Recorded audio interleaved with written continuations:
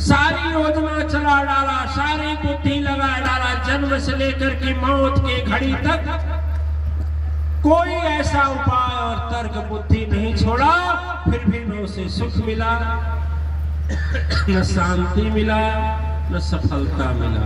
क्यों नहीं मिला? क्यों नहीं मिला? जब तक दिव्य आत्माएं दिशा हमारी ठीक नहीं होगा, तब तक हमें मंजिल नहीं मिले।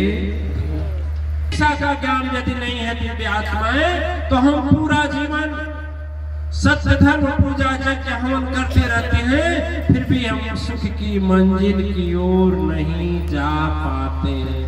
दिशा कौन दिखाएगा? दिशा कौन दिखाएगा? ठीक है, दिशा बिना किसी के इंगित किए, इशारा किए हमारी यात्रा पूरी नहीं हो सकती है। दिव्य आत्माएं आज प्रथम दिन है, तो ये यज्ञ के विषय में हम समझेंगे। थोड़ा आप लोगों से भी प्रश्न पूछते होंगे लोग, ये क्या यज्ञ है, क्या यज्ञ है, क्या है? कुछ लोग जानते हैं, चलो भीड़ जुट गई, इकट्ठा हो गई, क्या करना है, हम लकड़ी में आग लगा दीजिए, उसमें घी मिला करके हम डाल दीजिए, धुआं उठ गया, घर चले जाइए। यज्ञ नहीं है, इसके पीछे बहुत बड़ा विज्ञान है, इसके पीछे बहुत बड़ा रहस्य है, इसके पीछे बहुत बड़ा अध्यात्म है, दिव्य आत्मा है। यह यज्ञ हमारे भारतवर्ष की धर्म अध्यात्म की मेरुदंड, रीढ़ की हड्डी है। और यज्ञ ही ऐसा चीज है जो हर एक चीज इसमें पाया जाता है। और देखिए, योग जानकारी कर रहे हो तो तमाम है योग, हठ योग, ज्ञान योग, कर्म योग, कोई पुस्तक पढ़ेंगे योग हो जाएगा। और यदि आपको उपदेश लेना हो तो कोई पुस्तक पढ़ लीजिए, श्लोक इकट्ठा करना हो कोई वेद को इकट्ठा कर लीजिए। लेकिन यज्ञ ऐसी चीज है कि हर शास्त्रों में मिलता है, हर शास्त्रों में मिलता है, हर जगह इसका वर्णन है। यदि अध्यात्म के दृष्टिकोण से देखा जाए, अच्छा कुछ लोग विज्ञान से परिभाषा देते हैं, वह इसका बोलते हैं ऐसा है कि यज्ञ करने से पर्यावरण की शुद्धि होती है। ठीक है, पर्यावरण की ही शुद्धि नहीं होती है, वातावरण की भी शुद्धि होती है। मातेश्वरी परिवार कितना समय यज्ञ किया है, किसी को याद है? नहीं याद? बस राम सिंगार जी को मालूम है, किसी को नहीं मालूम। 5 किया है, छठवें की तैयारी है। कौन बोला हारने की पारी है? हारने वाले भाग रहे हैं। ठीक है, हारने वाला नहीं है। डॉक्टर साहब, हारने की तैयारी है कि विजय की तैयारी है? विजय की तैयारी है। 6वीं अष्टमी यज्ञ हो रही है, होने जा रहे हैं। दिव्य आत्मा उस यज्ञ में प्रवेश करने वाले से आप पूछिएगा कि उसका जीवन कैसा बीतता है। केवल पर्यावरण नहीं शुद्ध होता है, वातावरण भी शुद्ध होता है। वहां से जहां पर जाने वाला व्यक्ति से 3 दिन के बाद पूछिए, कुछ लोगों से पहले ही दिन पूछिए, तत्काल वह अपने सुख और शांति का अनुभव आपको बताएंगे कि इससे अच्छा दुनिया में कहीं नहीं। बोलिए, क्या अनुभव किए हैं?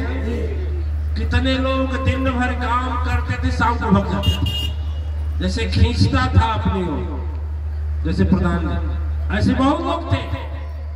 दिन भर अपने संसारिक कार्यक्रम में रुके, दिन भर शाम को पहुंच गए।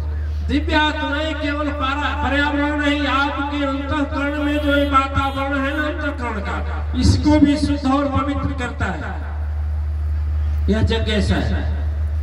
यज्ञ की ऐसा देखिए, वो भी मातेश्वरी परिवार में सारा चीज मिलता है। एक नहीं केवल यज्ञ भी है, प्रवचन भी है, भजन भी है, सत्संग भी है, ध्यान भी है, योगा भी है, कर्म कांड भी है, सगुण उपासना है, निर्गुण उपासना है कि नहीं है? सारे चीजों से परिपूर्ण है। जिसको जो इच्छा लगे वो धारण करे। हम लोग आज यज्ञ पर विचार कर रहे हैं। देखिए, इसका वैज्ञानिक चिंतन यदि करिए और विचार कीजिए तो गीता में आप लोग पढ़े होंगे तो गीता में भगवान दो प्रकार का यज्ञ बताया, एक विष्ट एक संविष्ट। एक प्रकार का यज्ञ हो रहा है, ध्यान दीजिए, जैसे जल है, ठीक है, वाष्पीकरण हुआ, कहाँ गया? बादल बना, बादल से फिर कहाँ आया? धरती पर आया तो धरातल उसको स्वीकार किया। धरातल स्वीकार करने से क्या फायदा होता? भोजन मिला, भोजन के लिए अन्न मिला। अच्छा, अन्न ना मिले तो जीवन चलेगा? दिन रात कमाओ, पैसा इकट्ठा करो, सोना भी इकट्ठा कर लो, तो उसी को खा कर रहोगे। अन्न तो जरूरी है नहीं है? तो धरती पर आता है तो क्या देता है? अन्न देता है, जल भी देता है। आप लोग इस साल वर्षा कम हुई है तो आप लोगों को पता है कि नहीं, अब जल का स्तर नीचे जा रहा है। आश्रम का एक बंद हो गया, आश्रम का एक नल बंद हो गया, मोटर पर नहीं उठा रहा। आज सूचना मिली, जहाँ मातेश्वरी अस्पताल बन रहा है वहां का भी एक नल बंद हो गया, नदी के तट पर जल नहीं उठा रहा। क्यों? हमने कहा क्यों? कहा कि गुरुजी जल का स्तर नीचे चला। यदि जल का स्तर इसी तरह से 10-12 वर्ष वर्षा न हो तो तेरा विज्ञान कुछ कर पाएगा पानी पीने के लिए? बोलिए ना, कुछ कर पाएगा? प्रकृति सत्ता के हाथ में है कि नहीं है कि नहीं है? अभी एक वायरस आया था, इस 1 अक्टूबर में, और आप देखो इस अक्टूबर में कौन आ रहा है? ये वायरस आया था, कोरोना नाम का वायरस। विज्ञान कुछ कर पाया? कुछ कर पाया? फिर एक और आ रहा है, उस पर भी नहीं कर पाएगा। यह चीज चिकित्सा विज्ञान और विज्ञान के लिए भरपूर चुनौती है दिव्यात्माएं। और इतनी बड़ी चुनौती है, इतनी बड़ी चुनौती है पुण्य आत्माएं। यहीं पर आदमी समझता है कि विज्ञान से ऊपर भी कोई एक शक्ति है जो आध्यात्मिक शक्ति कहलाती है। ठीक है, अब थोड़ा देखिए। आकाश से जलाया नीचे, वृक्ष पर जल मिला, फल फूल मिला, सेब केला आम संतरा अंगूर जो भी। डॉक्टर साहब किसान नहीं जानते, डॉक्टर साहब बिना जल से कुछ हो सकता है? उच्च कोट के आप है ना, उत्पादक किसान है ना, उच्च कोट के, हो पाएगा कुछ बिना जल का? जल निकाल दिया जाए तो जीवन ही बेकार हो जाएगा। बेकार होगा कि नहीं होगा? पैर से गंदा लग गया तो धोने के लिए क्या लगेगा? भोजन करेंगे तो हाथ धोने के लिए, नहाने के लिए, बैठक करेंगे तो, बर्तन जूठा होगा तो नहाएंगे, कपड़ा साफ करेंगे, खेत में पानी चलाएं, चाय बनाना हो तो सबसे पहले कौन बोला? दूध लगेगा। आटा गूंथने बैठ गए तो सबसे पहले क्या लगेगा? कौन? तावा। अरे भाई, जल जरूरी है कि नहीं? ठीक है, नाक से कुछ बाहर आया तो भी जल, आंख से बाहर कुछ आया तो भी जल, है कि नहीं? ढोल का झोंका आया तो भी जल। बोलिए ना, जल को जीवन से निकाल दिया जाए तो जीवन बचेगा। और यही जल जिसे समाप्त कर दिया जाए, दिव्य आत्माएं, ऑक्सीजन की बात जरूरत है, जल को यदि निकाल दिया जाए जीवन से तो क्या आप समझ सकते हैं जीवन चल पाएगा? आपकी विज्ञान चलाएगा बिना जल का जीवन? आपका विज्ञान चलाएगा? लेकिन देखिए, जो जल आकाश मार्ग में जाता है, वाष्पीकरण होकर के फिर धरा पर लौटता है, पर्वत पर रहने वाले वृक्षों को भी जीवन देता है, दटकने देता है, फिर आपको भी जीवन देता है, संसार को जीवन देता है, सभी प्राणी को जीवन देता है। इस पर किसी का ध्यान नहीं है। और दिव्य आत्माएं जब हम यज्ञ करते हैं तो यह प्राकृतिक शक्ति क्षमता मजबूत होती है। ठीक है, यज्ञ से प्राकृतिक शक्ति क्षमता मजबूत होती है। वैज्ञानिकों का कहना है कितना भयंकर धूप चल रहा है, ओजान जानते हैं? ये जो वृक्ष लगाए जाते हैं, वृक्षों से ऊपर, वृक्षों में से निकलने वाला ऊपर जो ओजान एक परत बनती है चद्दर की तरह, और वही जो है सूरज के रोशनी को रोके हुए है। नहीं, तेरा ऐसी काम नहीं करेगा, वही रोके हुए है। और आज भारत की नहीं, विश्व में कई हजार का लाखों करोड़ों वृक्षों की आवश्यकता है। वृक्ष काटे जा रहे हैं, पर्यावरण इसीलिए दूषित है, और उसी का सजा है मनुष्य को मिल रहा है।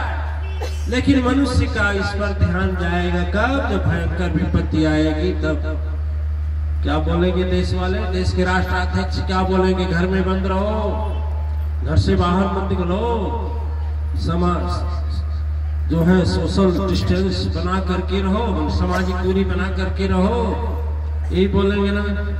है यही बोलेंगे, इसके अलावा कोई रास्ता? लेकिन यदि सभी लोग इस पर विचार नहीं करेंगे दिव्य आत्माएं, तो यह पर्यावरण का संतुलन ठीक नहीं होगा और बिगड़ता जाएगा। तो यज्ञ जब हम करते हैं दिव्य आत्माएं, तो उससे जो सविष्ट यज्ञ होती है ना, विश्व यज्ञ जो होती है, उसके लिए शक्ति मिलती है, जो संपूर्ण विश्व के लिए जल बन करके जीवन का आधार बनता है।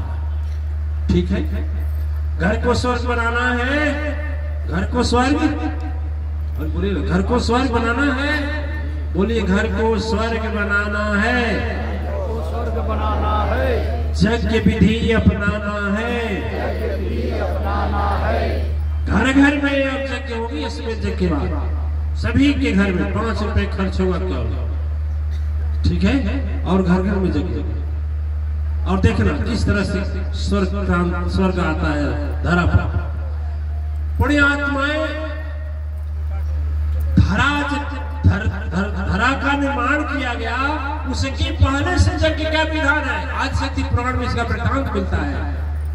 हम उसको श्लोक से हम लोग कहने वाला मतलब श्लोक से व्याख्या करके हिंदी में, हिंदी से व्याख्या करके पद्य में, और पद्य में से व्याख्या करके सब लोग समझे, सहज भोजपुरी में भजन का निर्माण किया गया। हम तीनों लोग किए हैं। तीनों लोग मतलब प्रजापति समझे, वीरेंद्र जी महाराज और आप लोग, हम लोग बड़े खुशी होकर गाते हैं। उस समय जिस समय धारा नहीं थी, उस समय प्रमाण है।